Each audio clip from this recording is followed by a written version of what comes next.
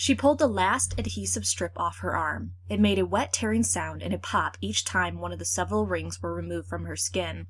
Seruleon used her fingers to trace the blue, translucent circles the drug left. It didn't even make her happy anymore. It made the headaches go away. She sat up and stretched. She could already feel herself getting stronger. Within a couple minutes, she was strong enough to stand up and move around. The pounding in the top of her neck never fully subsided, but it was enough that she could ignore it. She picked out a jacket of thin gray cotton that covered the green veins that ran down her arms and across her chest. She brushed her wavy black hair in front of the sheet of cold black plastic she used as a mirror. There she could see the shiny silver coins that had long since replaced her pupils. Around them her eyes were a pale gray, like dirty snow collected in the street. She covered them with thin, dainty lenses. The drug was in her now. She could hear, see, smell, everything. She could lift twice her weight for hours on end and not get tired, so long as she didn't stop using. She could even sense the life around her. She reached into her bag and retrieved a small scrap metal sliver she had fashioned into a blade. The bottom half was wrapped in a strip of leather she had torn from an old belt. She slipped it into the inside of her jacket, put her makeshift mirror into her bag, and headed out onto the street. The light of the blue sun was strong today. There wasn't a cloud in the indigo sky. She preferred the winter when the red sun came around. It was so much smaller that it was gone for more than half of the year.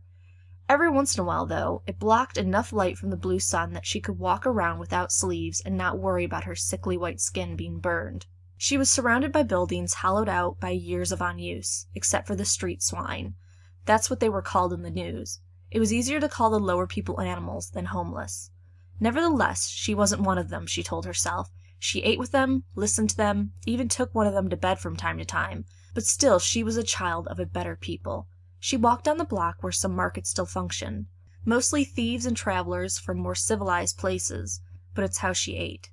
She yawned and she could hear the pounding in her head, like someone trying to get out. She walked from stand to stand looking for something small to eat, but more importantly, the drug. It was called chayish. After her country of Umora was defeated by the Grand Democratic Binarium, chayish had been outlawed, but still they couldn't waste their resources sending law enforcement out to such a worthless place. Finally, she stopped at a small stand when she felt the rings on her arms and across her collar begin to tingle. She walked up to find a scruff man with long salt and pepper hair and a gray goatee. He might have been handsome a decade ago, she thought. He leaned back in his chair with his legs propped up on a stool. A small fan blew around the pages of the book he was reading. He stared at the page through a pair of spectacles that was missing the left temple. As Seruleon approached, he looked up and smiled crookedly, showing off yellowish teeth and a bright red tongue. "You're very pretty," he said, with a bold, twisted accent. He sat up to get a better look. He took off his broken glasses and set down his book. Seruleon took off her bag and set it on the plywood table. "I'm looking for chayish," she stated. His smile melted away. "I'm afraid I am not having this, and if I did, you could not afford." He looked at her with pale golden eyes. "I know you have some. I can feel it," she said. She reached into her bag and pulled out 3 water-purifying tablets. "I can give you these." "Okay. How much are you be wanting, huh?" He held his head up with one hand as the other waved around with his words. "2 Stanworth," she said. She knew he wouldn't go for it as soon as the words left her mouth. "Oh, fuck off. These 3 get you half a Stan, and I'm being generous." He pointed to himself when he said I'm. 2 Stan, and you can also have this." She pulled out a wad of old bills and set it on the table. "That money is no good at my home." He sat back in his chair and smiled his crooked smile. "You know, you are very, very pretty. Perhaps we work out some arrangement and get you those 2 Stan, huh?" "Is there a place we could go?" she asked. He looked almost surprised. He gestured with his head to the building behind him. He stood up and walked inside. She followed. They were almost the same height, him maybe an inch taller. The room they went into was dark and dusty save for a small window which let in enough light for Seruleon to see.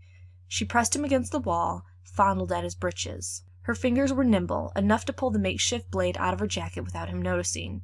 She was strong and fast. She ran the knife up his right arm, letting him bleed and grow weaker. He tried to fight back, but the drug in her system made her strong, and she threw him to the floor. He was crumpled on the floor, clutching his arm. The fury on his face was trumped by the clenching of his teeth to hold off the pain. "At least leave me a tourniquet so I'm not fucking dying, huh?" She took off her belt and flung it over to him. He began tying the knot as she walked out. She could make out his muttering as she raided his stand for the 6 stand worth of chive, 2 apples, a battery pack, and the small pistol he had tucked under his chair.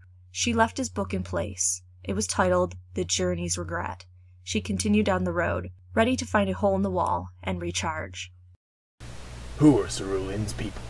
Where will she go next? Like and subscribe to find out.